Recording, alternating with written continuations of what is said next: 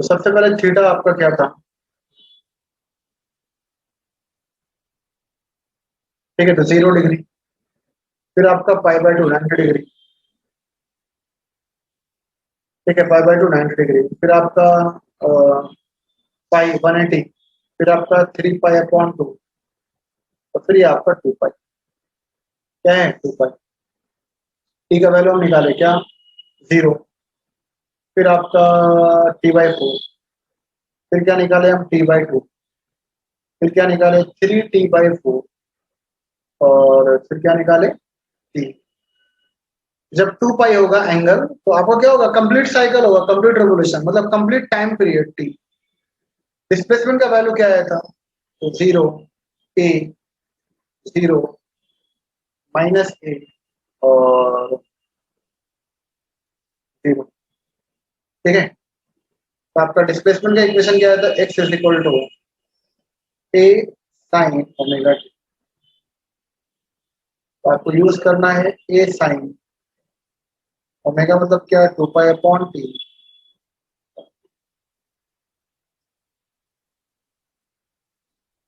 Velocity के लिए देखिए और ग्राफ देखिए, जल्दी देखिए। तो वेलोसिटी होता है dx/dt। तो साइन का डेरिवेटिव क्या होगा, cos ओमेगा टी। और यहाँ पर आएगा ए ओमेगा, क्या होगा ए ओमेगा। तो v is equal to A omega, मतलब क्या, एम्पलीट्यूड मैक्सिमम। और यहाँ पे क्या है आपका cos ओमेगा, मतलब क्या 2 पाई अपॉन T। और ये इसकी जगह वैल्यूज पुट करते जाना है, ठीक है। अब देखिए सबसे पहले आपका यहाँ पर v, टी का वैल्यू क्या है 0, टी का वैल्यू पुट करना है। जब टी का वैल्यू पुट किया तो आपका डिफरेंट डिस्प्लेसमेंट का वैल्यूज मिला। जब टी का वैल्यू यहाँ 0 पुट करेंगे तो मेरे भाई ये जो एंगल है मेरा, ये टी का वैल्यू जब 0 पुट किया तो ये ओमेगा टी, मतलब एंगल 0 हो गया ना, ये पूरा एंगल। और cos 0 का वैल्यू क्या होता है 1। तो 1 × ए ओमेगा क्या होगा, ए ओमेगा, ठीक है। cos 0 का वैल्यू होता है 1 और 1 × ए ओमेगा होगा ए ओमेगा। जब टी का वैल्यू यहाँ पर आप पुट कर रहे हैं T/4, समझिए यहाँ पर इस स्मॉल टी को भी मत देखिए, स्मॉल टी की जगह आपने पुट किया T/4। ये टी और टी कैंसिल हुआ, और 2 कैंसिल हुआ, तो क्या आएगा cos π/2। क्योंकि स्मॉल टी की जगह पुट किया, तो टी और टी कैंसिल, 2 और 2 कैंसिल, तो नीचे बचेगा ना 2। तो cos π/2। cos 90 क्या होता है आपका, 0। जीरो। नहीं, cos 90 क्या होता है, हाँ cos 90 क्या होता है 0। तो 0 इंटू समथिंग क्या आएगा 0, क्या आएगा आपका 0 है। फिर यहाँ देखिए टी का वैल्यू क्या पुट करना है, T/2।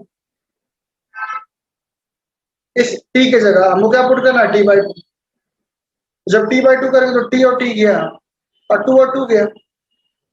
cos n पाई का वैल्यू आपको पता है, cos n pi is equal to -1 का पावर n। तो यहाँ क्या है cos पाई मतलब क्या, cos 1 पाई है। तो -1 का पावर n मतलब -1 का पावर 1 क्या होगा, -1। अगर वही cos 2 पाई होता तो यहाँ -1 का पावर n -1 का पावर 2 क्या होता, +1। नेगेटिव फंक्शन का पावर ऑड है 1357, तो माइनस रहेगा। नेगेटिव फंक्शन का पावर इवन है 1357, तो क्या रहेगा, ठीक है। अगर -1 का पावर इवन है, 2 है, 4 है, 6 है, तो क्या रहेगा, +1। तो यहाँ पर क्या बचा, टी और टी कैंसिल, 2 और 2 कैंसिल, तो cos पाई का वैल्यू क्या आएगा, -1।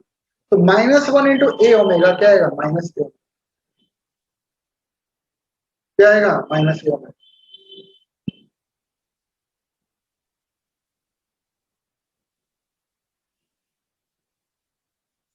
ठीक है। फिर हमको वैल्यू पुट करना क्या, 3T/4। क्या पुट करना है, 3T/4।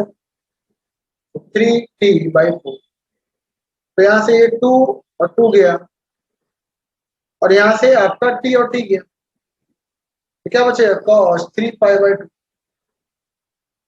क्या बचेगा cos 3 पाई और ये बाई 2। cos 3 पाई/2 मतलब क्या, cos n+1/2 pi is always 0।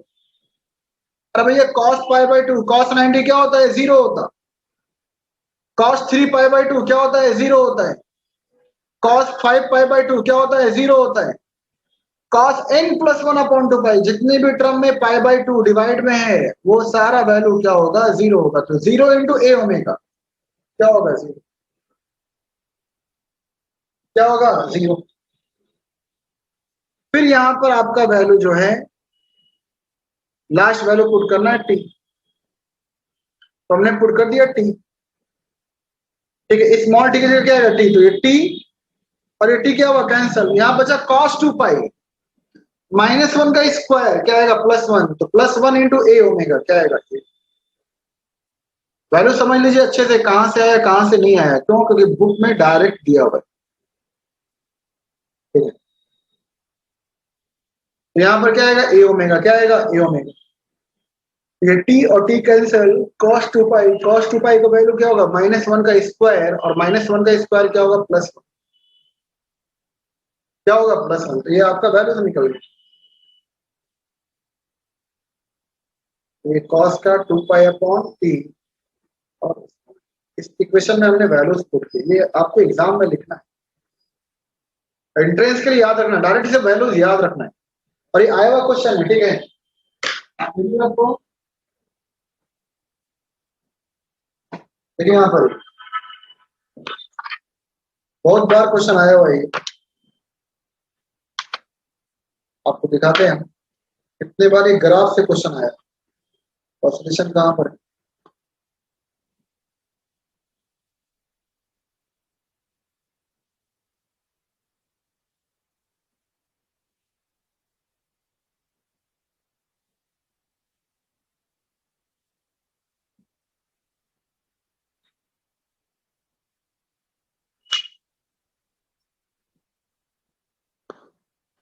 तो इस पार्ट में है। तो बहुत बार क्वेश्चन आया आपका, एम्स वगैरह में आया हुआ क्वेश्चन है। ग्राफ का भी हम देंगे आपको, जब चैप्टर कंप्लीट होगा तो शीट देंगे। शीट मेरे पास बना हुआ है, ठीक है, एडवांस का भी बना है, नीट का भी बना है, और एम्स का भी बना है, सबका शीट बना है। तो ये वेलोसिटी का आपको याद रखना है। फिर आपको क्या करना, ए, तो ए इज इक्वल टू क्या होगा, डीवी अपॉन डी। अरे एक्सेलरेशन कब मिलेगा, जब वेलोसिटी को आप डिफरेंशिएट करेंगे विथ रिस्पेक्ट टू टाइम। तो यहां पर क्या आएगा मेरे भाई, ठीक है, ये आप देखिए कॉस का डेरिवेटिव, कॉस का डेरिवेटिव क्या होता है, -साइन। अरे क्या होता है कॉस का डेरिवेटिव, -साइन ओमेगा टी, पर ओमेगा क्या है, कांस्टेंट है, मल्टीप्लाई होगा तो क्या होगा, ए ओमेगा स्क्वायर। और इसी को तो आप लिखे थे A is equal to minus omega square. और देखिए गौर से देखिए, ए साइन ओमेगा टी क्या है, आपका डिस्प्लेसमेंट है। ये जो ए साइन ओमेगा टी है, ये क्या आपका डिस्प्लेसमेंट है। तो यहाँ पे हम लोग लिखे थे -ओमेगा स्क्वायर वाई, या फिर एक्स है तो यहाँ पे एक्स लिखे, और यही आपका एक्सेलरेशन का फॉर्मूला। या फिर आप इसको लिखे थे d2y upon dt square, minus इधर आएगा तो क्या होगा, +omega square y is equal to what, 0, differential form में। तो ये है आपका सिंपल। तो जब कॉस का डेरिवेटिव आपने किया तो -साइन ओमेगा टी, बट जो कांस्टेंट है ओमेगा वो क्या होगा, मल्टीप्लाई होगा। तो यहाँ पे क्या होगा, ए इज इक्वल टू, जो हमको वैल्यू पुट करने में काम आएगा, और यहाँ जो ए ओमेगा स्क्वायर है इसको बोलते हैं एम्पलीट्यूड। तो ए ओमेगा स्क्वायर, और ये आएगा साइन ओमेगा, ओमेगा मतलब क्या, 2 पाई अपॉन टी, और तो यहाँ पर हमें वैल्यूज पुट करनी है। आइए वैल्यू पुट करते हैं, जल्दी जल्दी थोड़ा देखिए। टी का वैल्यू 0, टी का वैल्यू 0 हुआ यहाँ पर, तो ये एंगल क्या होगा, 0, ये एंगल क्या होगा, 0। साइन 0 का वैल्यू क्या होता है, 0, 0 इंटू समथिंग क्या होगा, 0। टी का वैल्यू पुट करें t/4, यहाँ देखिए t/4, ये टी नहीं है अभी। तो t/4 मतलब क्या, ये टी और टी गया, देखिए टी और टी कैंसिल हुआ, और यहाँ पर 2 और 2 क्या हुआ, कैंसिल।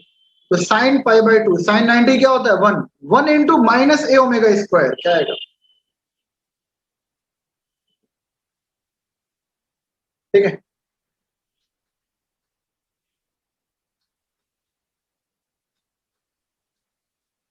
ठीक है, तो यहाँ पे क्या आएगा, -a ओमेगा स्क्वायर। अब देखिए टी का वैल्यू पुट करें t/2, क्या पुट करें, t/2 यहाँ पर। जब t/2 आप पुट करें, स्मॉल टी का वैल्यू, स्मॉल टाइम का वैल्यू, तो मेरे भाई ये टी और ये टी क्या हुआ, कैंसल। और ये 2 और 2 क्या हुआ, कैंसल। साइन पाई, बार बार आपका वैल्यू आ रहा है। साइन एन पाई क्या होता है, 0। साइन 1 पाई, साइन 2 पाई, साइन 3 पाई क्या होता है, 0। 0 इंटू समथिंग क्या होगा जी।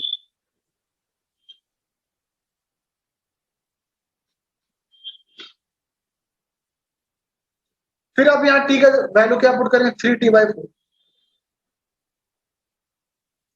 ये जो टी की जगह क्या पुट करेंगे, 3t/4।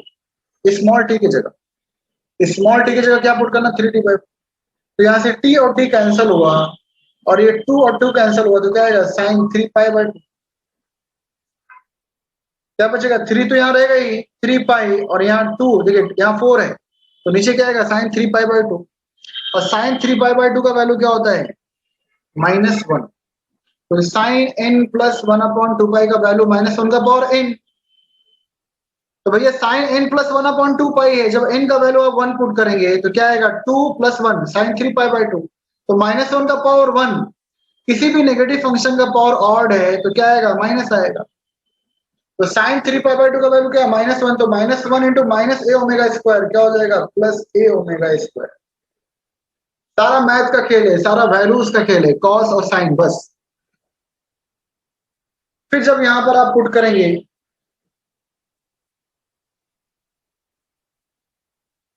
ठीक है, स्मॉल टी, तो स्मॉल टी की जगह क्या पुट करेंगे, टी।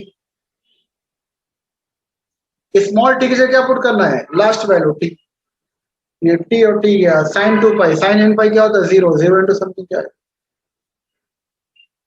ये मेरा वैल्यू है, ये याद रखना आपको। और यहाँ पर हमने वैल्यूज को पुट करके सारा वैल्यू कैलकुलेट किया। यहाँ पे निकल गया एफ, ए निकल गया, क्या निकल गया, ए। उसका रीस्टोरिंग फोर्स भी आप निकाल सकते हैं सेम। देखिए रीस्टोरिंग फोर्स का वैल्यू आपको पता है क्या, F is equal to M A. तो एम और ए का वैल्यू ये क्या है, तो -a⍵²। और साइन ओमेगा टी, ओमेगा मतलब क्या, 2π/t। यहाँ सेम इक्वेशन आता है एफ का, क्या, -m a⍵²। ये हो जाएगा एम्पलीट्यूड, और यहाँ पर क्या आएगा, साइन 2π/t, और ये स्मॉल टी। तो जो अभी ग्राफ ए का आया था वही इसका आएगा, जो ग्राफ ए का आया था वही इसका रहेगा, वही इसका रहेगा। तो अगर आप रीस्टोरिंग फोर्स का निकालना चाहेंगे तो यहाँ पर आएगा 0, यहाँ पर आएगा -a⍵², यहाँ पर आएगा 0, यहाँ पर आएगा +a⍵²,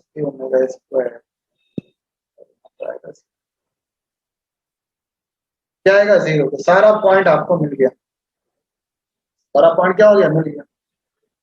अब देखिए यहाँ थोड़ा गौर से, ये वीडियो मिनिमम कहाँ जाता है, अच्छा यहाँ चला, ठीक है। अब हम ग्राफ बना रहे हैं, थोड़ा गौर से देखिए, ध्यान से देखिए सभी को।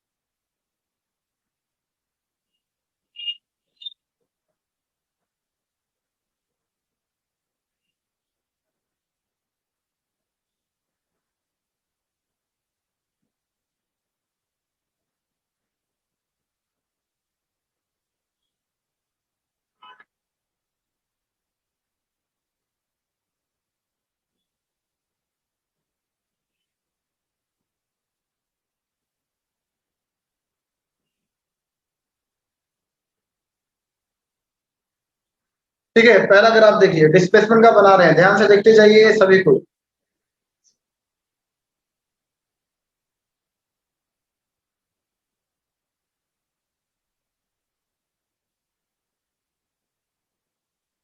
इसका जो एम्पलीट्यूड है वो क्या ए, और ये जो नेगेटिव अपोजिट डायरेक्शन में क्या होगा माइनस, क्या होगा माइनस।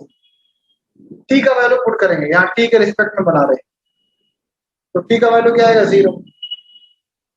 यहाँ पर क्या आपका t/4, यहाँ पर क्या है t/2, यहाँ पर क्या आपका 3t/4, और यहाँ पर क्या आपका t, क्या है आपका t। ठीक है, तो ये स्मॉल t का वैल्यू हमने पुट कर दिया। कितना समझ में आया क्या सभी को, पहले बताइए। ये पॉइंट कैसे निकाले और ये ग्राफ कैसे प्लॉट कर रहे हैं, टाइम के रिस्पेक्ट में बना रहे हैं, ये समझ में आ रहा है क्या, बताइए पहले सभी कोई।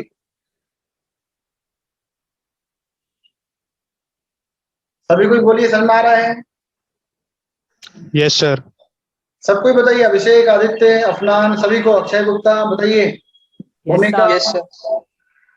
गायत्री आपको समझ में नहीं आ रहा है, जल्दी बोलिए। करिश्मा, हर्षिता, यस सर। ठीक है। तो जब t का वैल्यू आपने 0 पुट किया, t/4 पुट किया, तो जब t का वैल्यू 0 है तो डिस्प्लेसमेंट का वैल्यू क्या है 0। अच्छा, आपने यहाँ डिस्प्लेसमेंट x लिया तो यहाँ पे x लिखिए। आपने जब यहाँ डिस्प्लेसमेंट को x से डिनोट किया है तो आप x लिखिए, ठीक है। तो जब यहाँ पे t का वैल्यू 0 है तो डिस्प्लेसमेंट क्या आपका 0 है, तो पार्टिकल का ग्राफ यहाँ से स्टार्ट होगा। फिर देखिए कहाँ चला गया,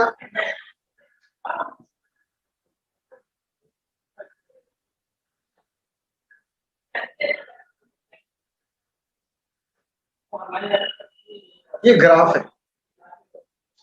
t का वैल्यू जब 0 है तो डिस्प्लेसमेंट क्या है 0 है, पर जब t का वैल्यू t/4 हुआ, जब t का वैल्यू t/4 है तो आपका डिस्प्लेसमेंट कहाँ चला गया, मैक्सिमम एम्पलीट्यूड पर। तो t/4 पे कहाँ चला गया, मैक्सिमम एम्पलीट्यूड पर। फिर t/2 पर क्या हो गया 0, फिर t/2 पर क्या हो गया 0। फिर जब 3t/4 हुआ तो डिस्प्लेसमेंट हुआ maximum but in opposite direction, particle इधर जा रहा है, इधर। तो यहाँ पर आपका माइनस है। फिर यहाँ पर t है, जब पूरा टाइम पीरियड होगा तो आपका डिस्प्लेसमेंट क्या होगा 0, क्योंकि पार्टिकल मीन से चलना शुरू किया और पार्टिकल वहीं मीन पर पहुंच गया, ठीक है। तो एट t डिस्प्लेसमेंट क्या है 0, तो एट t डिस्प्लेसमेंट क्या है 0, 0 एक्सिस। तो डिस्प्लेसमेंट का ग्राफ है सेम उसी तरह। अगर आपको बनाना है ये वेलोसिटी का,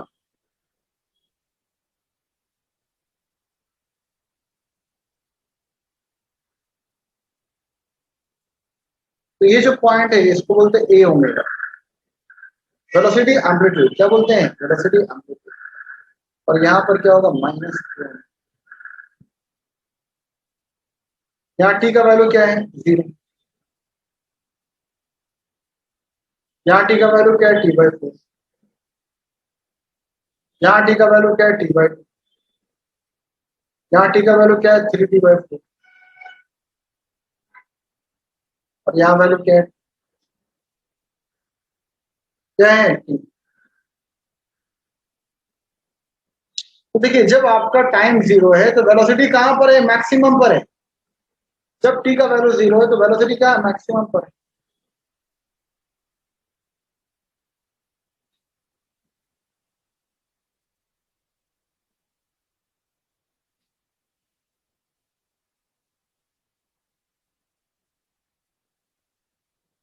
ठीक है, देखिए जब t इज इक्वल टू 0 तो वेलोसिटी क्या है, मैक्सिमम। जब t का वैल्यू t/4 है तो वेलोसिटी कहाँ पर है, 0 पर। ठीक है, जब t/4 है तो वेलोसिटी क्या है 0 पर। फिर जब आपका t का वैल्यू t/2 है तो माइनस ए ओमेगा, जब t/2 पर है तो क्या है -2। फिर जब 3t/4 है तो क्या है 0, 3t/4 में फिर क्या है। और एट टी क्या आपका ए ओमेगा, तो यहाँ पे क्या है, क्या आएगा ए ओमेगा।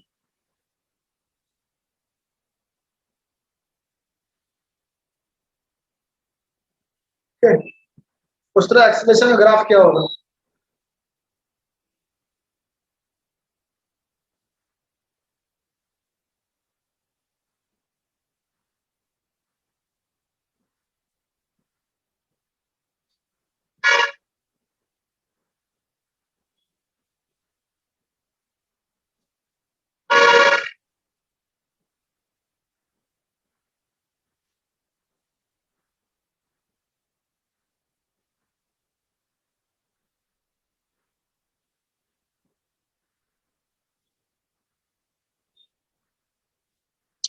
ठीक है, ये आपका ग्राफ है। टाइम के रिस्पेक्ट में क्या है, टाइम के रिस्पेक्ट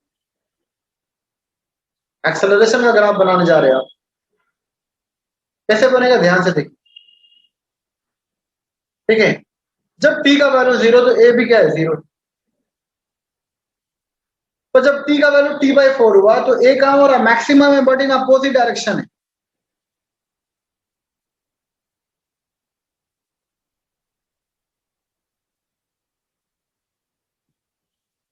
तो a का वैल्यू है पर कहां पर है, maximum but in opposite direction.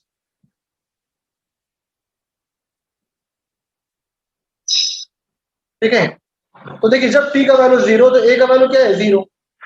जब t का वैल्यू 0 तो a का वैल्यू क्या है 0। जब t का वैल्यू t/4 हुआ, जब पार्टिकल मूव करके इतना टाइम लगाया तो एक्सेलरेशन क्या है, maximum but in opposite direction. तो t/4 पर क्या है, एक्सेलरेशन मैक्सिमम है but in opposite direction, extreme पर चला गया। पर फिर जब टाइम आपका t/2 मतलब हाफ टाइम पीरियड, ठीक है, क्योंकि पार्टिकल मीन से चलना शुरू किया, पार्टिकल मीन से पहले एक्सट्रीम गया, फिर एक्सट्रीम से मीन आया, तो t/2 प्लस t/2।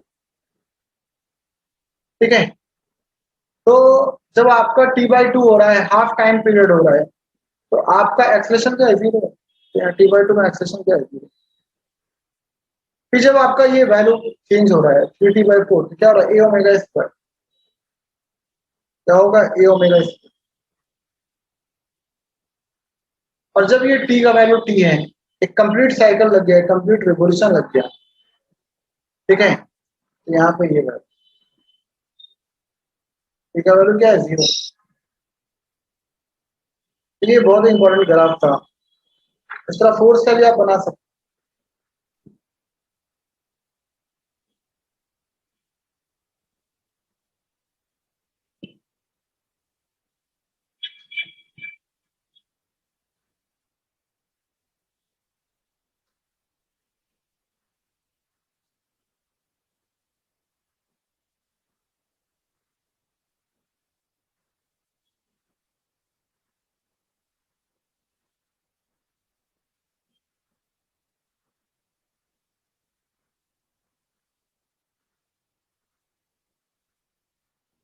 तो t/4 t/2 ये क्या होगा 3t/4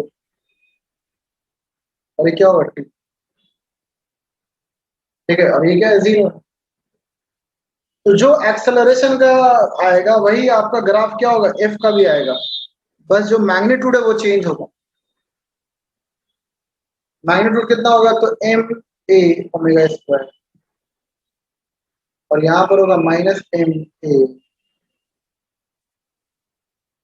ओमेगा स्क्वायर। तो सेम ग्राफ आएगा पर यहाँ पर वैल्यू आपका लग रहा है।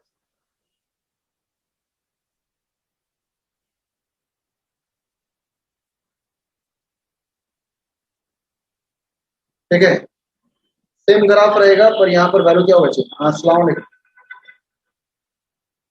अरे कहाँ हजरत, आपको कॉल किए तो अभी हम ऑनलाइन क्लास में, हम आपको 5 मिनट में कॉल कर रहे हैं। अफान को लेकर बात करना, अफान को लेकर। अफान का पासपोर्ट बन गया ना। हाँ, और कतर जा सकता क्या अभी वो, कतर कतर कतर। ठीक है, ठीक है, तो ये आपका ग्राफ। तो ग्राफ समझिए सभी कोई।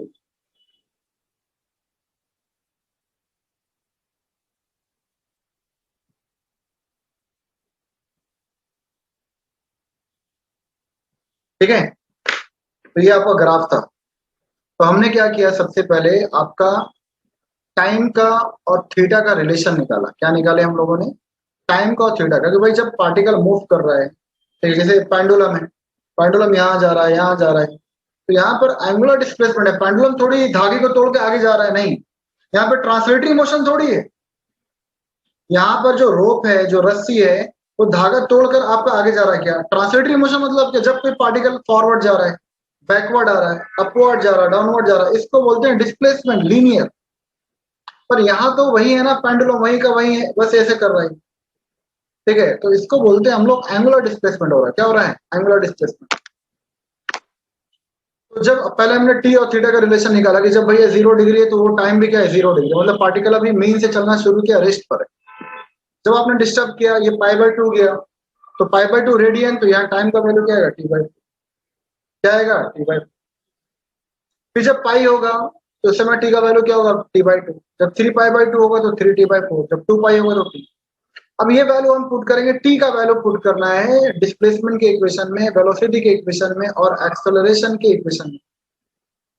तो जब आप पुट करते जाएंगे टी का वैल्यू 0, टी का value t/4, t/2, 3t/4 t, तो आपको 5 वैल्यू मिलेगा डिस्प्लेसमेंट का, वेलोसिटी का, एक्सेलरेशन का और फोर्स का भी वही होगा क्योंकि m×a। तो जो a का ग्राफ है नेगेटिव साइन, तो वही आपका फोर्स का भी ग्राफ आएगा नेगेटिव साइन। क्या आएगा नेगेटिव साइन, ठीक है।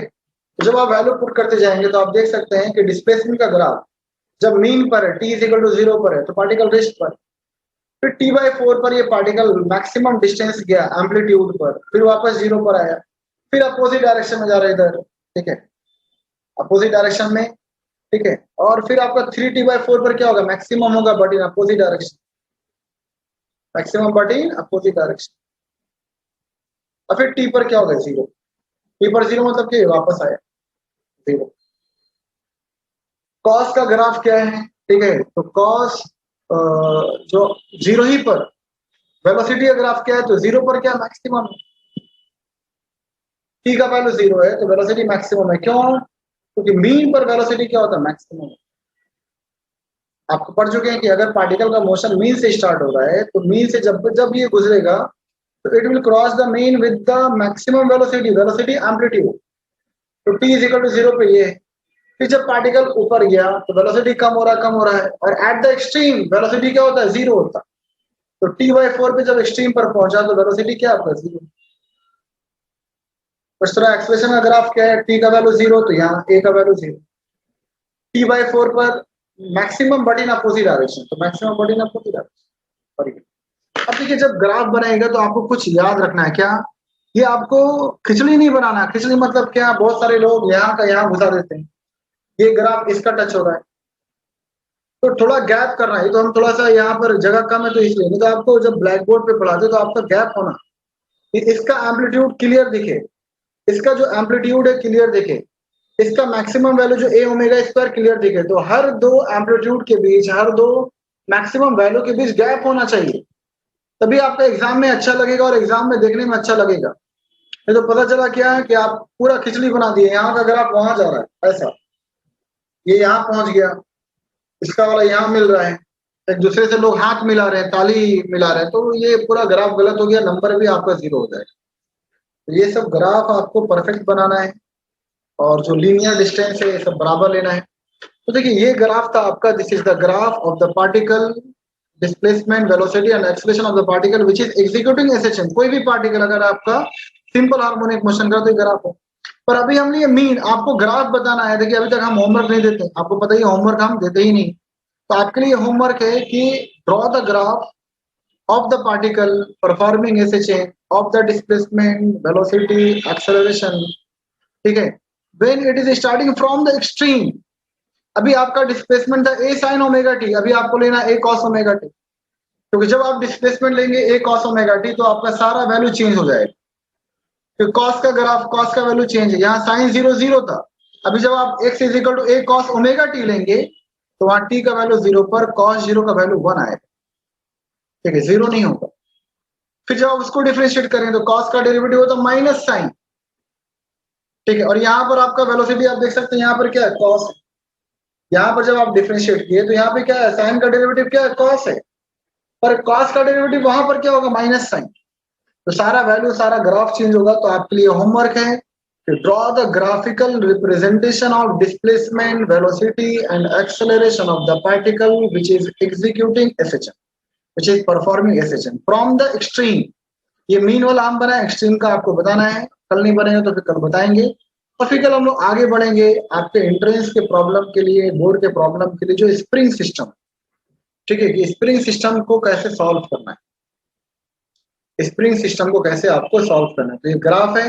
अच्छा थोड़ा सा बचा है तो एक चीज और बता रहे हैं, टाइम बहुत हो गया, भूख भी लगा, हमको नींद आ रहा है समझ, ठीक है, तो हम नहीं बताते, फेज डिफरेंस बताते, ठीक, क्या बताते हैं? Phase difference. तो देखिए वेव, 4 वेव है, चारों वेव आपका अलग अलग है। ठीक है, तो हम फेज डिफरेंस क्या होगा, तो फेज डिफरेंस कल बताएंगे। ठीक है, अभी नींद जैसा लग रहा है तो अभी क्या का क्या बता देंगे। तो कल आपको बताएंगे कौन सा वेव लीड है, कौन सा वेव आगे है, डिस्प्लेसमेंट। अच्छा, यहाँ पर सिर्फ कोमल भारती वाला क्वेश्चन का आंसर दे दे रहे हैं। ठीक है, तो देखिए यहाँ पर फेज डिफरेंस बस 1 मिनट के अंदर देखिए, बाकी हम बंद कर देंगे। अब देखिए यहाँ डिस्प्लेसमेंट कर्व क्या है आपका, sine t is equal to 0 पर आपका डिस्प्लेसमेंट क्या है, 0। पर वेलोसिटी क्या है आपका, टी इज इक्वल टू 0 पर आपका वेलोसिटी क्या मैक्सिमम है, ए ओमेगा है। क्या है, ए ओमेगा। तो फेज डिफरेंस कितना होता है, फेज डिफरेंस मतलब क्या, with compare to one other wave. ठीक है, विद कंपेयर टू, जैसे आपका 2 वेव है तो रिस्पेक्टिव बात करना है, कंपैरेटिवली बात करना है कि कौन सा वेव लीड है, कौन सा वेव आगे है। लीड मतलब आगे, लैग मतलब पीछे। ठीक है, जैसे आप पढ़ाई में आगे हैं तो A is leading with respect to B. ठीक है, लीडिंग मतलब पढ़ाई में आगे है वो। ठीक है, उस तरह आपका जो पीछे है, जैसे कृष्णा जो part is lagging in study with compare to Krishna Rathore, तो जो लैग है वो पीछे है। तो यहाँ भी 2 वेव के बीच फेज डिफरेंस का बात होगा। तो देखिए आपको क्या, हाँ मैं तो ट्रांसफर कर देंगे, ये दरवाजे का अकाउंट हुआ है, कैश तो चाहिए। हाँ तो देखते हैं। तो आप ले लीजिए 500 रुपए में टाइम के। ठीक है, तो छोटे 500 रुपये कुछ काम नहीं आता। हाँ ये तो रहेगा। ठीक है, तो यहाँ पर क्या आपका क्या बता रहे थे कि देखिए ये जो वेव है अपना मैक्सिमम वैल्यू कब टच किया, तो यहाँ पे टच किया t/4 पर। पहले एंगल के टर्म में बता रहे थे, ये कब टच किया π/2 पर। और ये कॉस कर्व कब टच किया, 0 ही पर। 0 पर क्या है, 1 है, मतलब ए ओमेगा है।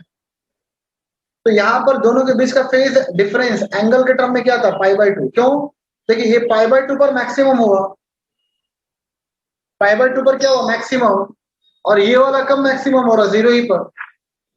क्या हुआ, 0 ही पर। हेलो, हाँ सर बोलिए ना, कहाँ पर हैं आप?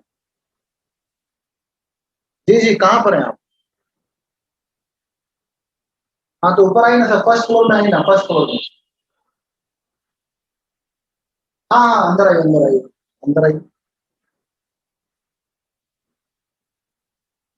ठीक है, तो यहाँ पर आपका π/2 का एंगल के टर्म में फेज डिफरेंस आएगा, पर टाइम के टर्म में क्या आएगा।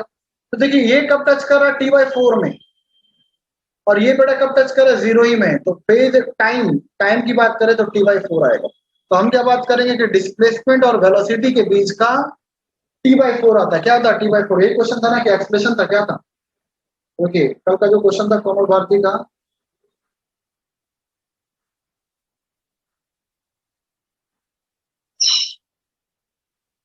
ठीक है, तो क्वेश्चन था एक्सेलरेशन के बीच। देखिए एक्सेलरेशन है,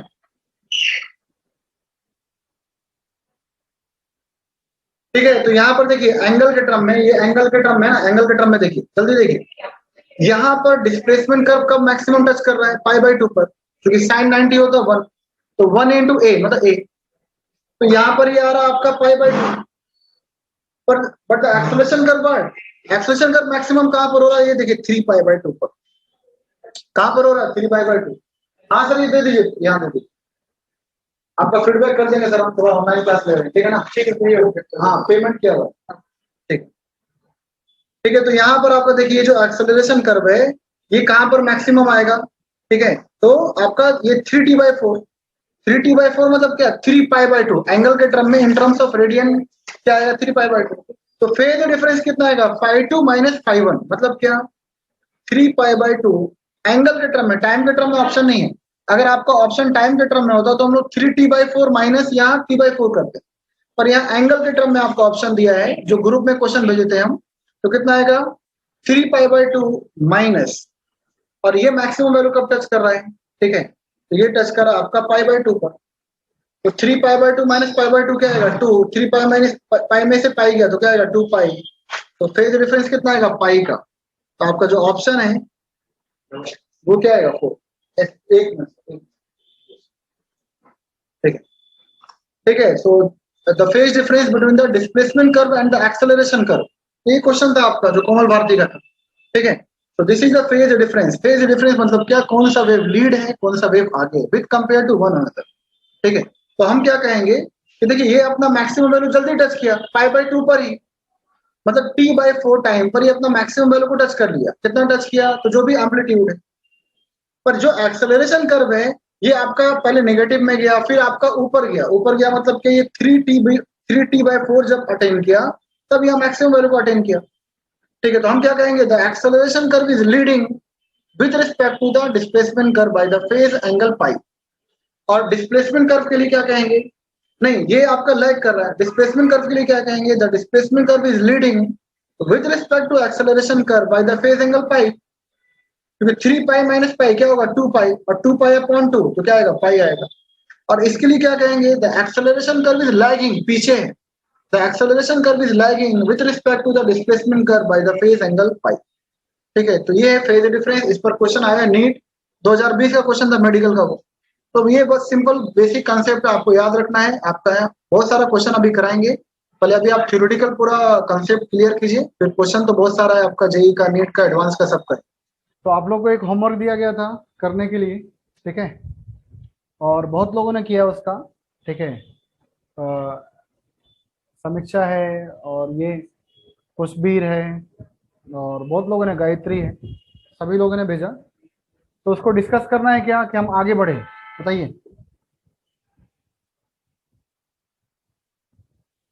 उसको डिस्कस करना है क्या? कल का क्वेश्चन ऐसे कोई लोग हैं क्या जिनसे नहीं बना? तो फिर हम उसको सॉल्व कराएंगे, टाइम जाएगा। बताइए फिर, नहीं तो फिर आगे बढ़ेंगे डायरेक्ट। बहुत लोगों का सही है। अच्छा, लेकिन एक आप लोग गलत करते हैं क्या कि देखिए, जो आप ग्राफ बनाते हैं, आप क्या बनाते हैं? ऐसा बनाते हैं। ये ग्राफ गलत हो गया ना। ये ग्राफ कैसा? ऐसा थोड़ी होता ग्राफ। आपको कर्व के फॉर्म में बनाना है ना ग्राफ, ये बनाना है ऐसा। ठीक है, ग्राफ क्या बनाना है? कर्व के फॉर्म में।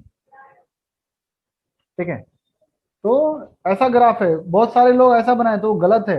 एग्जाम में अगर आप ऐसा बनाइएगा तो गलत हो जाएगा वो। ठीक है, तो you have to make the graph in proper form. ठीक है, इस फॉर्म में आपको बनाना है। ठीक है, तो ये करना है। आज का टॉपिक देखिए क्या है। आज बहुत ही इंपॉर्टेंट टॉपिक है, इसीलिए हम पढ़ा रहे हैं। तो क्लास कैंसिल कर देते हैं, पर क्या है कि आदमी परेशान है, 3 बार लॉगिन किया। अब देखिए आपका, हम लोग क्या निकालेंगे? टाइम पीरियड ऑफ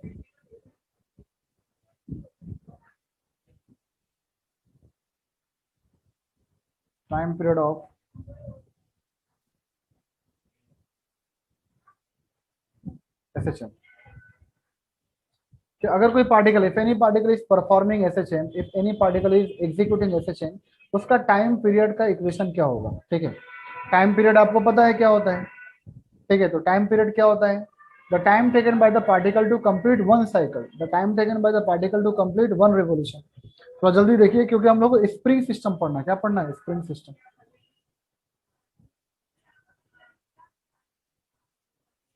ठीक है, तो यहां पर आप देखिए, आपने इक्वेशन देखा था A is equal to -ω²y। ठीक है, आप v को डिफरेंशिएट किए, आपका A का इक्वेशन आया था -ω²y। बताने का जरूरत नहीं है, सबको पता है। माइनस क्या बताता है? डायरेक्शन। बाकी जो मैग्नीट्यूड है वो क्या है? -ω²y है। नेगेटिव क्या बताता है? कि डायरेक्शन क्या है? टुवर्ड्स मीन है। ठीक है, the direction of acceleration is what? Towards mean. तो अगर हम मैग्नीट्यूड लें, देखिए वो माइक का प्रॉब्लम था मैम। हाँ, वो 15 मिनट 20 मिनट इसी में निकल गया। आपका माइक से आ रहा है। हाँ, आपका आज समझ लीजिए, आपके माइक के थ्रू बच्चों को ज्ञान मिलेगा।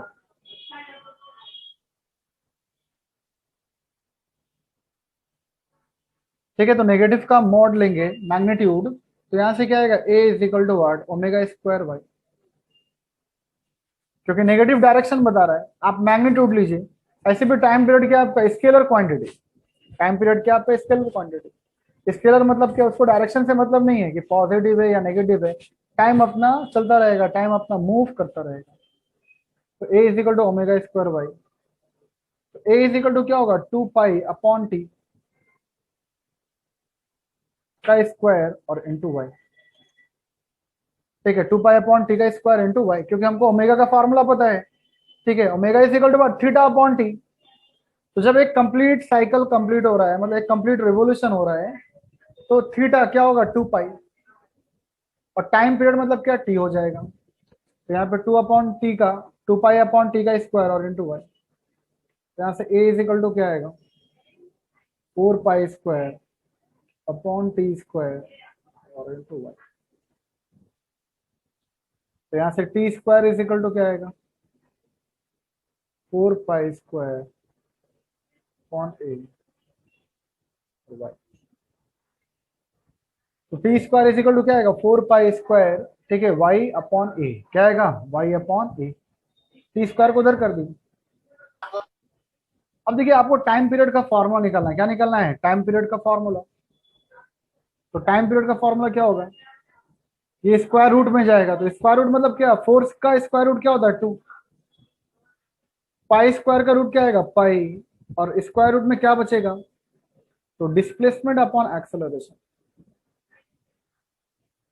So this is the equation of time period. This is the equation of time period. ठीक है, 2 pi under root displacement upon acceleration. कोई भी पार्टिकल अगर आपका एसएचएम कर रहा है, कोई भी पार्टिकल, चाहे स्प्रिंग है चाहे वो पेंडुलम है, तो उसका टाइम पीरियड का फॉर्मूला होता है 2 pi under root displacement upon acceleration. क्या होगा डिस्प्लेसमेंट अपॉन एक्सेलरेशन। ये फॉर्मूला आपको याद रखना है, ठीक है। अब देखिए अभी हम लोग, अब यहाँ से मेरा इंपॉर्टेंट स्टार्ट हो रहा है। अभी तक क्या था आपका, आपने पढ़ा कि डिस्प्लेसमेंट का इक्वेशन क्या होगा, वेलोसिटी का क्या होगा, एक्सेलरेशन का क्या होगा। फिर आपने ग्राफ पढ़ा कि जब मीन से स्टार्ट होगा तो y is equal to A sine omega T, आपने उसको डिफरेंशिएट किया तो v मिला, उसको डिफरेंशिएट किए तो a मिला। फ्रॉम अगर एक्सट्रीम दिया है क्वेश्चन में तो आपको लेना y is equal to A cos omega T, फिर आप उसको डिफरेंशिएट करेंगे तो v मिलेगा, उसको डिफरेंशिएट करेंगे तो a मिलेगा। पर अभी देखिए आपका जो अधिकतर क्वेश्चन एंट्रेंस में, खास करके जो एंट्रेंस में जेई नीट में आता, वो कहाँ से आता है, ठीक है, बोर्ड में भी है और एंट्रेंस के लिए बहुत इंपॉर्टेंट है। क्या, तो time period of spring system.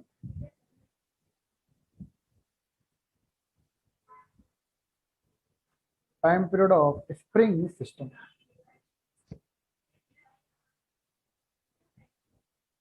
ठीक है, time period of spring system. अगर आपका स्प्रिंग है तो उसका टाइम पीरियड कैसे निकालेंगे। सिस्टम मतलब क्या, बहुत सारे स्प्रिंग है, एक स्प्रिंग, 2 स्प्रिंग, 3 स्प्रिंग आपका कॉम्बिनेशन में कनेक्टेड है। कॉम्बिनेशन मतलब क्या, अब 2 तरह का कॉम्बिनेशन पॉसिबल है, either they are connected in series और they are connected in parallel combination. तो सबसे पहला देखिए, दोनों हम लोग पढ़ेंगे। जो पहला है, पहला कॉम्बिनेशन क्या पॉसिबल है,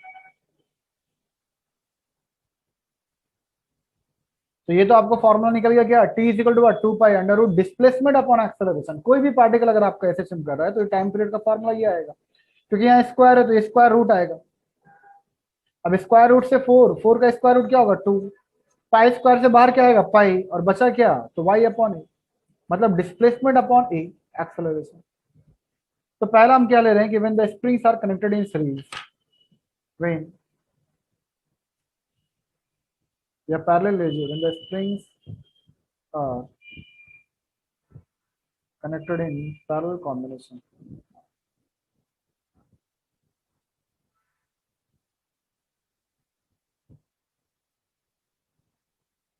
ठीक है, when springs are connected in parallel combination,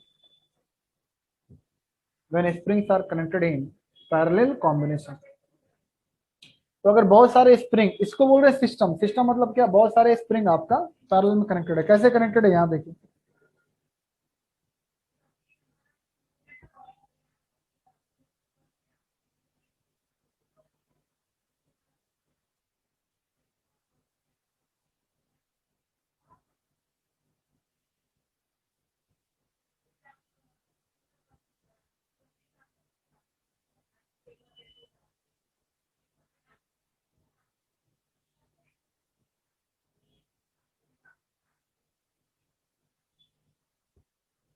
ठीक है। तो यहाँ स्प्रिंग कांस्टेंट K1 है और यहाँ स्प्रिंग कांस्टेंट K2 है, और मास ऑफ ब्लॉक जो अटैच्ड है दैट इज व्हाट m, क्या है m।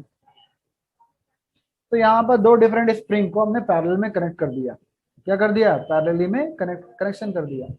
और एक ब्लॉक है। अब एक बार अगर आपने डिस्टर्ब किया तो यहाँ पे क्या होगा, टू एंड फ्रो मोशन, यहाँ पर होगा ऑसिलेशन, यहाँ पर होगा वाइब्रेशन। ठीक है, तो यहाँ पे टाइम पीरियड निकालना हमको या फ्रीक्वेंसी निकालना है, कैसे निकालोगे? तो ध्यान से देखिए, आपका स्प्रिंग में अगर थोड़ा भी एलोंगेशन हुआ तो स्प्रिंग में रिस्टोरिंग फोर्स कहाँ लगेगा? जैसे अगर आप स्प्रिंग को इधर स्ट्रेच कर रहे हैं, स्प्रिंग को अगर आप इधर खींच रहे हैं तो रिस्टोरिंग फोर्स क्या लगेगा? Towards me. F is equal to minus K X, बताने का जरूरत नहीं है, ऑलरेडी आप पढ़ चुके हैं, वर्क एनर्जी पावर में भी पढ़े। ठीक है, F is equal to minus K X, where K is what? Spring constant. हर स्प्रिंग का कांस्टेंट अलग होगा। जैसे सॉफ्ट स्प्रिंग है, सॉफ्ट मतलब क्या? जैसे पेन का स्प्रिंग है, तो पेन का स्प्रिंग आप देखिएगा बहुत ही सॉफ्ट होता है, अगर आप थोड़ा सा भी खींचें तो वहां पर क्या होगा आपका, वो स्ट्रेट हो जाएगा।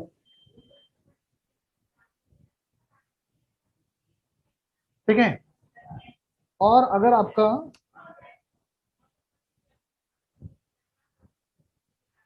आपका स्प्रिंग कंप्रेस हो रहा है, स्प्रिंग श्रिंक हो रहा है, तो आपका रिस्टोरिंग फोर्स क्या लगेगा? Towards mean. फॉर्मूला वही है, F is equal to minus K. तो के अगर स्प्रिंग कांस्टेंट है, अगर सॉफ्ट स्प्रिंग है तो उसका के कम रहता है। अगर हार्ड स्प्रिंग है, जैसे शॉकअप है बाइक का या ट्रक है, तो उसका स्प्रिंग कांस्टेंट बहुत ही ज्यादा होता है, क्योंकि उसका टफनेस बहुत ज्यादा है। तो यहाँ दो डिफरेंट स्प्रिंग है, मान लीजिए एक पेन स्प्रिंग है, एक बाइक का स्प्रिंग है, और दो डिफरेंट स्प्रिंग के साथ हमने एक ब्लॉक को अटैच कर दिया। तो आपको एक फोर्स लगाना पड़ेगा, तब जब तक आप फोर्स लगाएंगे नहीं तब तक इसमें डिस्टर्बेंस आएगा नहीं। जैसे पेंडुलम है, सिंपली एक लटका हुआ है, पर आपको एक फोर्स देना पड़ेगा ताकि वो क्या हो, टू एंड फ्रो करे। उस तरह यहाँ भी आपने एक बार डिस्टर्ब किया तो क्या होगा, तो दोनों में एलोंगेशन सेम होगा। क्यों? क्योंकि ब्लॉक आपका दोनों पैरेलली कनेक्टेड है। कैसे कनेक्टेड है यहाँ ध्यान से देखिए।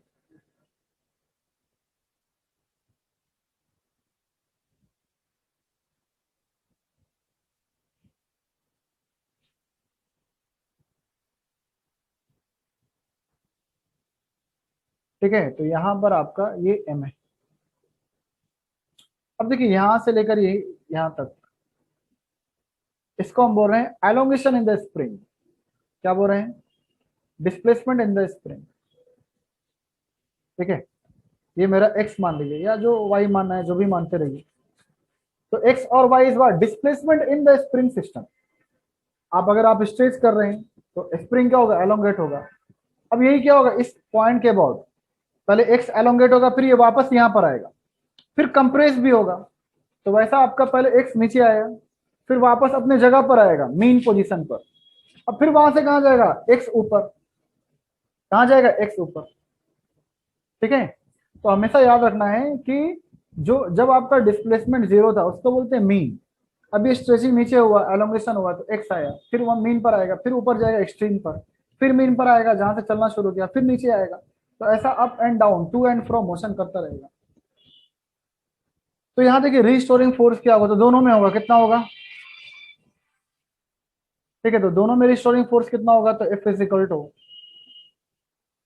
Minus k1x plus minus k2x। क्या होगा? Minus k1x plus minus k2x, क्योंकि आपको रिस्टोरिंग फोर्स का फॉर्मूला पता है, Hooke's law, F is equal to minus k। पर यहाँ पे दो स्प्रिंग है, तो दो स्प्रिंग मतलब क्या? F is equal to minus k1x plus minus k2x।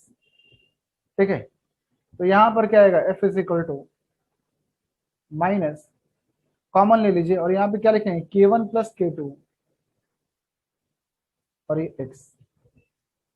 Minus जब कॉमन लेंगे तो क्या होगा? Minus k1 plus k2, x दोनों जगह है तो x भी कॉमन हो गया। ठीक है, तो हमको पता है क्या कि अगर ये दोनों एक सिस्टम है तो यहाँ पे हम लिखते हैं क्या? F is equal to what? Minus k equivalent x। क्या लिखते हैं? Minus k equivalent x। k equivalent मतलब क्या? दो स्प्रिंग है। जिस तरह रेजिस्टर अगर सीरीज में या पैरेलल में कनेक्टेड है, ठीक है, तो वहां पे आप निकालते थे इक्विवेलेंट रेजिस्टेंस। ये सीरीज का फॉर्मूला क्या होता है? आर इक्विवेलेंट का R1 प्लस R2। पैरेलल का फॉर्मूला क्या होता है? तो 1/r is equal to what? 1/r1 plus 1/r2। तो इस तरह जब आपका स्प्रिंग यहाँ पे पैरेलल में है तो यहाँ पे उल्टा फॉर्मूला आ रहा है, रेजिस्टर इन सीरीज का फॉर्मूला है। कितना आएगा? जब कंपेयर करेंगे तो के इक्विवेलेंट को आपको लिखना है क्या?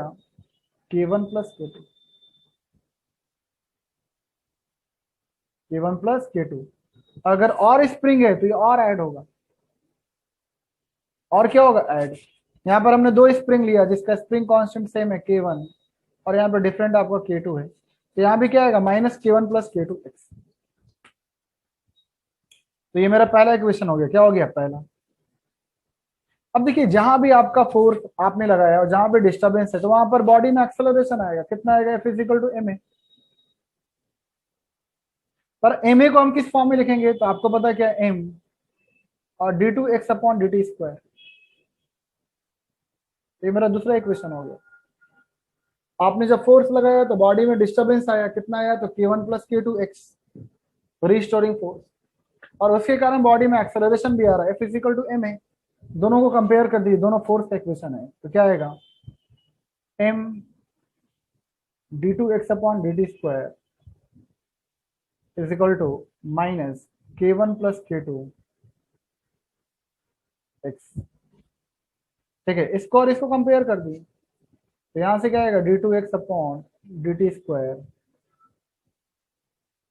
Is equal to minus K1 plus K2 upon m और x। इक्वेशन को थोड़ा गौर से देखिए। K1 क्या आपका स्प्रिंग कांस्टेंट है, K2 भी क्या है, स्प्रिंग कांस्टेंट है, और m मास ऑफ ब्लॉक भी क्या रहेगा, कांस्टेंट रहेगा।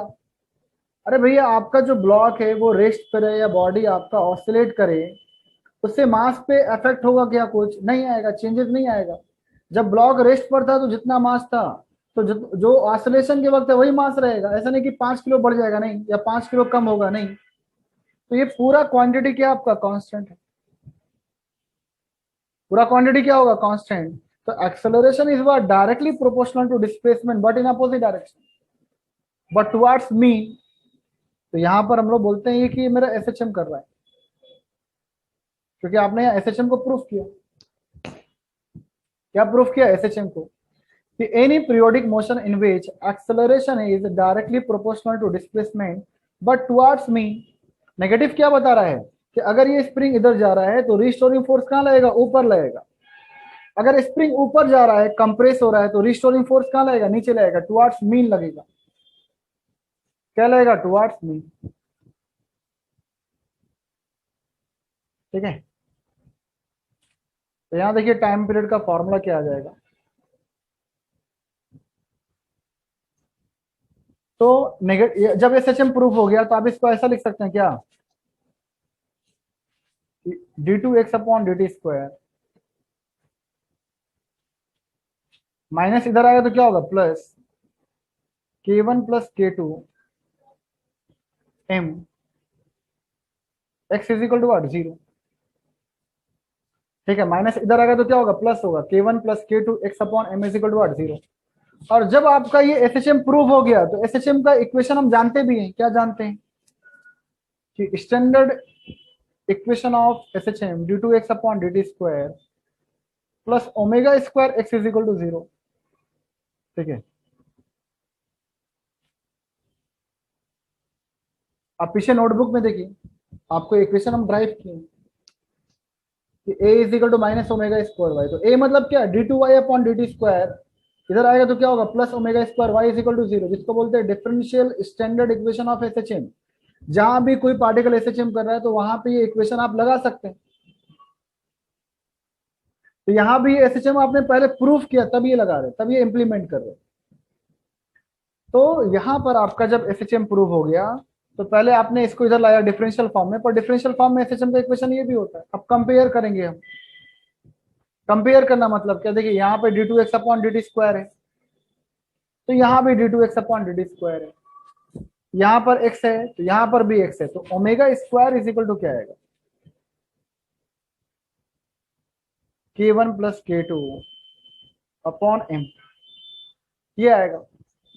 अरे आएगा ना भाई, देखिए ये आपका स्टैंडर्ड इक्वेशन था, मान लीजिए इसको इक्वेशन 1 बोल रहे हैं, और एक इक्वेशन आप जानते हैं क्या, d2x upon dt square is equal to minus omega square x। A का फॉर्मूला ये भी है ना, कोई भी पार्टिकल अगर आपका एसएचएम कर रहा है तो उसका एक्सेलरेशन का फॉर्मूला ये है, तो इसको बोलते हैं इक्वेशन 2। ठीक है, इसी को हम इधर प्लस के फॉर्म में लिखें और कंपेयर कर दिए। आप मान लीजिए अगर आपको प्लस के फॉर्म में नहीं लिखना है तो यहाँ पर ये माइनस है, यहाँ भी माइनस है, तो कंपेयर करेंगे तो देखिए ये आपका ए है, तो ये भी तो ए है। तो जब एलएचएस बराबर तो आरएचएस क्या होगा, बराबर होगा। तो यह माइनस और ये माइनस क्या होगा, गया। एक्स और एक्स क्या हुआ, कैंसिल, तो क्या आएगा, omega square is equal to what, इतना। तो आप कोई भी चीज समझ सकते हैं, या तो आप इसको इधर लाइए और डिफरेंशियल इक्वेशन, इसको डिफरेंशियल फॉर्म में लिख दीजिए और कंपेयर कर दीजिए, या तो फिर आप इसको ए के फॉर्म में ही छोड़ दीजिए कि मेरा ए का इक्वेशन ये है, और ए का इक्वेशन अगर कोई पार्टिकल एसएचएम कर रहा है तो उसका ए का फॉर्मूला हमको ये भी पता है। तो जब यहां पर कंपेयर करेंगे, ये भी ए है और ये भी ए है, तो यहां से माइनस और माइनस गया, एक्स और एक्स गया, तो क्या आएगा, omega square is equal to इतना आएगा। ठीक है, अब यहां से क्या आएगा, तो omega is equal to root of k1 plus k2, root में आया। पर हमें निकालना टाइम पीरियड, क्या निकालना है, टाइम पीरियड। तो ओमेगा इज इक्वल टू क्या होता है, 2 pi upon T. Omega is equal to क्या होता है, 2 पाई अपॉन टी। तो 2 pi upon T is equal to, और यहां से आपका टाइम पीरियड निकल जाएगा in parallel combination of series spring. क्या आएगा, आप जब रिवर्स कीजिएगा तो क्या आएगा,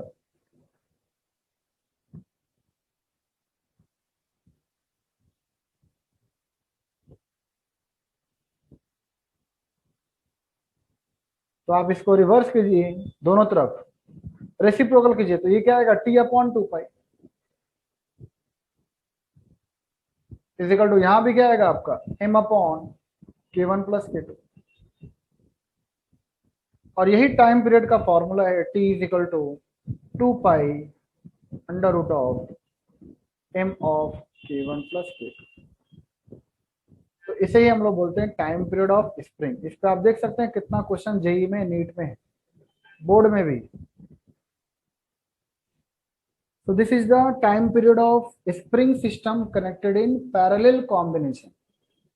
ठीक है, t is equal to what, 2 pi under root of m upon k1 plus k2। अब देखिए फ्रीक्वेंसी का फॉर्मूला क्या होगा, तो फ्रीक्वेंसी का फॉर्मूला आपको पता है, f is equal to what, 1 upon t। Frequency क्या होता है, 1 अपॉन t। आप f लिखिए या न्यू लिखिए, न्यू। तो यहां से क्या आएगा, जब फ्रीक्वेंसी का इक्वेशन लिखेंगे तो frequency is equal to 1 upon T. 1 upon T मतलब क्या, 1 अपॉन 2 पाई और under root of k1 plus k2 upon m, k1 plus k2 upon m। तो ये आपका फ्रीक्वेंसी के टर्म में लिख सकते हैं। टाइम पीरियड का formula 2 pi under root m upon k1 plus k2, और फ्रीक्वेंसी का फॉर्मूला आएगा 1 upon 2 pi under root k1 plus k2 upon m, k1 plus k2 upon m। तो ये आपका टाइम पीरियड का या फ्रीक्वेंसी का फॉर्मूला है, जो ऑसिलेशन कर रहा है, जो बार बार up down to and fro motion कर रहा है अबाउट अ फिक्स पॉइंट।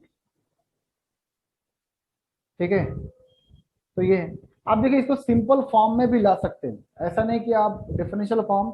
ये मेरा तरीका है क्योंकि बहुत ही इजी मेथड है ये, और जितना भी आपका एंट्रेंस का प्रॉब्लम भी जब करेंगे तो ये काम आता है यहाँ। नहीं तो आप सिंपल फॉर्मूला कैसे करेंगे, देखिए यहाँ पे ध्यान से।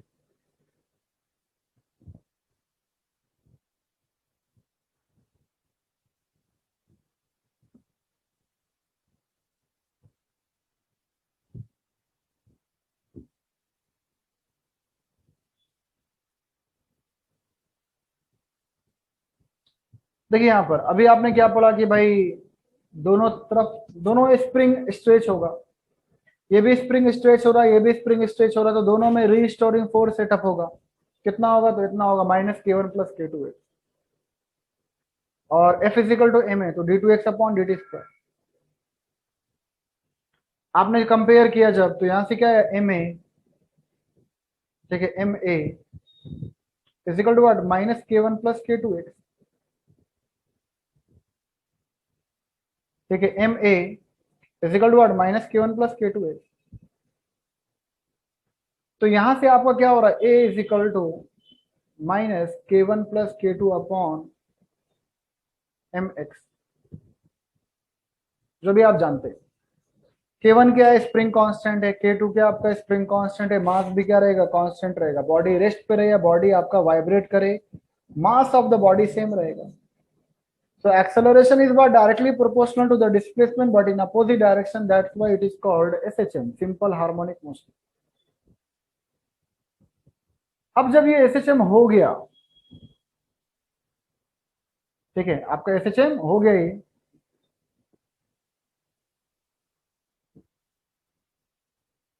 ठीक है, जब ये SHM प्रूव हो गया तो आपको पता है क्या, जनरल फॉर्मूला टाइम पीरियड का डायरेक्ट यहां से निकाल सकते हैं आप, क्या कि T is equal to what, 2 pi under root of displacement upon acceleration,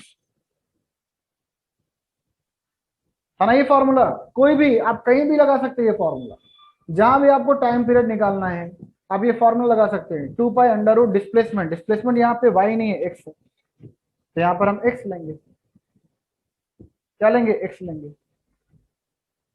क्योंकि जो भी फॉर्मूला यहाँ पे y, यहाँ पे हमने डिस्प्लेसमेंट को y लिया था इसलिए y है, यहाँ पर हम x लेकर चले हैं तो आपका x आएगा, क्या आएगा, x। तो आप क्या कीजिए, यहाँ पे x अपॉन a का रेशियो निकाल दीजिए। ऐसे भी देखिए नेगेटिव क्या बता रहा है, डायरेक्शन बता रहा है कि टुवर्ड्स मी, जिस तरह यहाँ पर था माइनस, ये क्या बता रहा है, डायरेक्शन बता रहा है, क्या बता रहा है, डायरेक्शन, ठीक है। तो यहां पर जब आप देखेंगे तो यहां पर क्या आपका ये जो नेगेटिव है डायरेक्शन बता रहा, तो आप क्या निकाल लीजिए, यहां से x अपॉन a का रेशियो निकाल लीजिए, x अपॉन a, तो x upon a is equal to क्या आएगा, m upon k1 plus k2 magnitude में। देखिए x अपॉन a को इधर लाइए, a को इधर ला रहे, तो इधर क्या आएगा, m upon k1 plus k2। Direct बस एक लाइन में आपका आंसर आ गया, कोई डिफरेंशियल फॉर्म नहीं लिखना है, क्या आएगा, 2 पाई, और फॉर्मूला हमें पता है रूट में डिस्प्लेसमेंट अपॉन एक्सेलरेशन का रेशियो चाहिए, तो x अपॉन ए किसके बराबर है, m upon k1 plus k2, तो आ गया। अगर फ्रीक्वेंसी चाहिए तो nu is equal to what, 1 upon T, तो 1 अपॉन टी मतलब क्या, 1 अपॉन 2 पाई, और ये क्या आएगा, k1 plus k2 upon k1 plus k2 upon m। तो कोई भी फॉर्मूला लगा सकते हैं आप, डायरेक्ट टाइम पीरियड का फॉर्मूला पुट कीजिए, वहां रेशियो निकाल दिए, पुट कर दीजिए। क्या सबसे अच्छा तरीका है डिफरेंशियल फॉर्म, ठीक है। डिफरेंशियल फॉर्म मतलब कि आप कंपेयर कर दीजिए ओमेगा स्क्वायर, ठीक है, ओमेगा का वैल्यू निकाल लीजिए, ओमेगा इज इक्वल टू आपको पता है 2 पाई अपॉन टी, तो वहां से टाइम पीरियड टी निकल जाएगा, ठीक है। तनिष्क मिश्राम आपका माइक ऑफ कर लीजिए, तनिष्क, हाँ। तो इसलिए यहाँ पर आपको समझना है कि यहाँ पे बहुत ही इजी मेथड है, दोनों तरीके से कर सकते हैं आप। पहले इक्वेशन लिख लीजिए तो फिर आप ये इंप्लीमेंट कर दीजिए। अब देखिए यहाँ पर एक केस, देखिए केस मतलब क्या,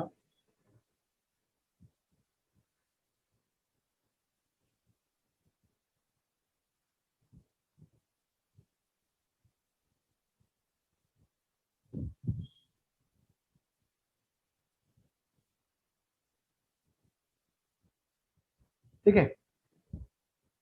इन केस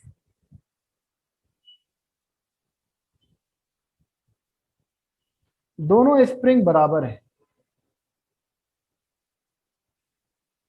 दोनों स्प्रिंग कांस्टेंट का वैल्यू आपका बराबर दिया हुआ है। मान लीजिए पहला भी आपका दिया है 5 न्यूटन पर मीटर और दूसरा भी दिया है 5 newton per metre. Newton per metre is what, the unit, क्यों, क्योंकि आपको पता है F is equal to minus K X, ये फॉर्मूला होता है स्प्रिंग रीस्टोरिंग फोर्स का।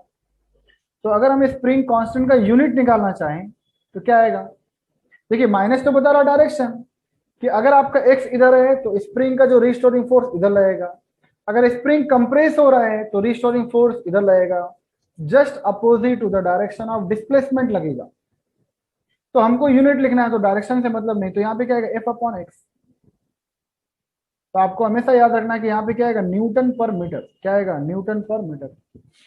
इसका मैसेज है ये, ठीक है, कोमल भारती का, सही है। तो स्प्रिंग कांस्टेंट का यूनिट क्या होगा, न्यूटन पर मीटर।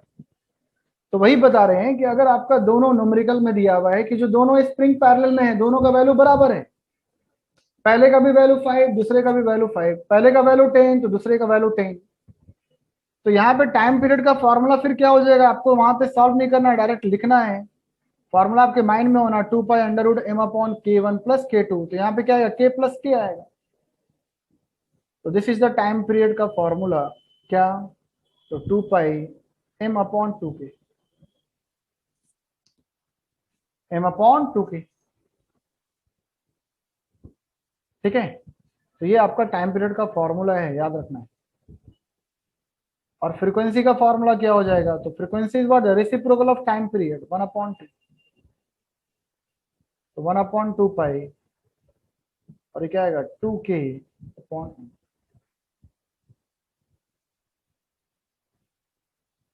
क्या आएगा 2k अपॉन।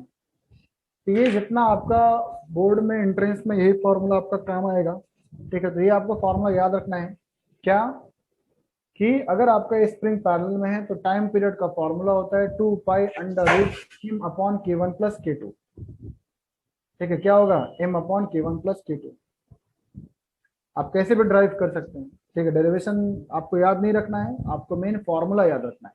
अब देखिए एंट्रेंस में कैसा क्वेश्चन आता है, अभी तो आप सीरीज पढ़े नहीं है, ऐसे कंबाइन आता है, पर अभी एक बेसिक फॉर्मूला आप देख लीजिए, बेसिक क्वेश्चन देख लीजिए। एंट्रेंस में क्वेश्चन इस टाइप का आता है, देखिए आपका ये है, बहुत सारे स्प्रिंग है,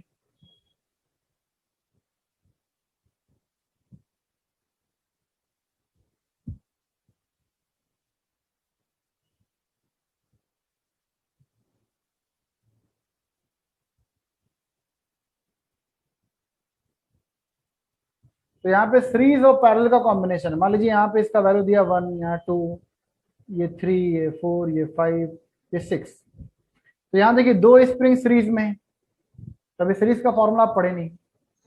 फिर ये 3 स्प्रिंग सीरीज में है, और ये आपस में क्या है, तीनों पैरेलल में है, तो पहले इन दोनों को सॉल्व करना पड़ेगा, तो एक स्प्रिंग आएगा, इन तीनों को सॉल्व करना पड़ेगा, एक स्प्रिंग आएगा, इनको सॉल्व करने का पड़ेगा, एक स्प्रिंग, और तीनों क्या आपस में पैरेलल में, क्या है पैरेलल में, तो यहाँ फॉर्मूला लगेगा। तो अभी तो आप सीरीज का फॉर्मूला पढ़े नहीं, तो ऐसा क्वेश्चन आपको आता है, तो स्प्रिंग इन सीरीज और पैरेलल का फॉर्मूला आपके माइंड में हो। तनिष्क, आपका माइक हमेशा बीच में क्यों ऑन हो जा रहा है, ठीक है। तो यहाँ पर आपको फॉर्मूला याद रखना है कि अगर आपका स्प्रिंग पैरेलल में है तो रेजिस्टर इन सीरीज का फॉर्मूला लग रहा है, जिस तरह वहां सीरीज का फॉर्मूला होता है R1 प्लस R2, तो यहाँ भी पैरेलल में हो रहा है K1 प्लस K2। और आप कल देखिएगा कि जब स्प्रिंग को हम सीरीज में कनेक्ट करते हैं तो मेरा फॉर्मूला आएगा 1 upon K equivalent is equal to 1 upon K1 plus 1 upon K2। जब स्प्रिंग एक ही साथ कनेक्टेड है, डिफरेंट स्प्रिंग, तो वहां पे फॉर्मूला रेजिस्टर इन पैरेलल का फॉर्मूला लग रहा है, क्या लग रहा है, रेजिस्टर इन पैरेलल का, ठीक है। तो अभी आप वो तो अभी देखे नहीं, आप यहाँ पैरेलल का सॉल्व कीजिए, बेसिक है। तो मान लीजिए आपका ये 3 स्प्रिंग दिया हुआ है, और 3 स्प्रिंग के साथ एक आपका ब्लॉक अटैच्ड है, और इसका मास दिया हुआ है m is equal to 10 kg। कितना दिया है, 10 kg। स्प्रिंग का वैल्यू दिया हुआ है यहाँ पे 2 न्यूटन पर मीटर, यहाँ पे दिया 1 न्यूटन पर मीटर, और यहाँ पर दिया है आपका 2 न्यूटन पर मीटर। तो इसका टाइम पीरियड का फॉर्मूला क्या होगा, जल्दी बताइए सभी को। What is the time period of oscillation of this spring system, what is the time period of oscillation of this spring system, जल्दी बताइए सभी को।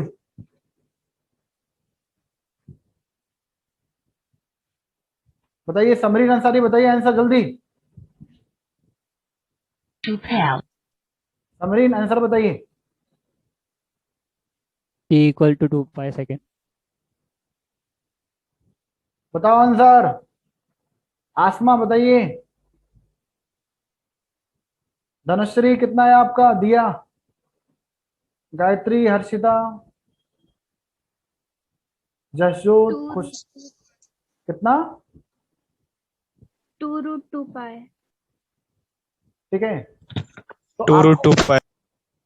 तो आपको फॉर्मूला पता है 2 pi under root of m upon और यहाँ पर K1 प्लस K2 प्लस चलता रहेगा।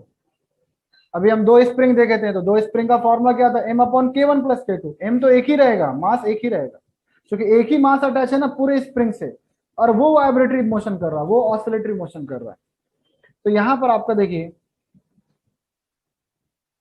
तो T इजिकल टू क्या आएगा आपका, रूट ऑफ M का वैल्यू क्या है 10। अब देखिए तीनों आपका पैरेलल में है, तो पैरेलल में सबसे पहले K इक्विवेलेंट क्या होगा, K1 plus K2 plus K3। और ये फॉर्मूला आप ऐसा भी लिख सकते हैं, याद रखने के लिए, याद रखना है ये क्या, ऐसा ही लिखिएगा याद रहने के लिए, 2 pi M upon K equivalent, ये लिखेगा।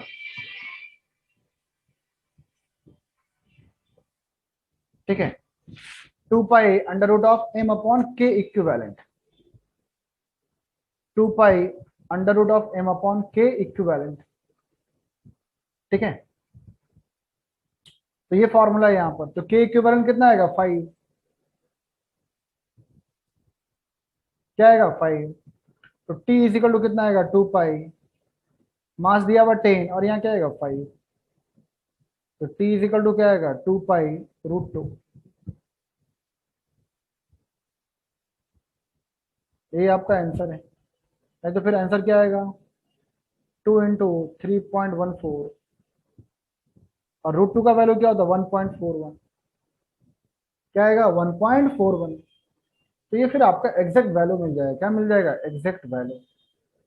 ठीक है, तो ये था आपका स्प्रिंग्स इन पैरेलल कॉम्बिनेशन। ठीक है, तो आज आपका टाइम बहुत गया, 10 मिनट 15 मिनट गया, क्योंकि वो स्पीकर का प्रॉब्लम था। ठीक है, तो कल आइए, तो कल आपको आगे पैरेलल का भी बताएंगे और फिर कॉम्बिनेशन वाला क्वेश्चन करेंगे, क्योंकि अभी कॉम्बिनेशन का क्वेश्चन नहीं कर सकते, क्योंकि अभी आपको सीरीज का फॉर्मूला नहीं पता। तो कल हम लोग करेंगे, कल हम लोग करेंगे कॉम्बिनेशन वाला क्वेश्चन की बहुत सारे स्प्रिंग, इनफाइनाइट स्प्रिंग आपका सीरीज में और पैरेलल में। अच्छा, जब इनफाइनाइट वाला क्वेश्चन करेंगे तो आपको जीपी का फॉर्मूला पता होना चाहिए। तो कल प्लीज करके आप जीपी का फॉर्मूला देख कर आइएगा, ज्योमेट्रिक प्रोग्रेशन का।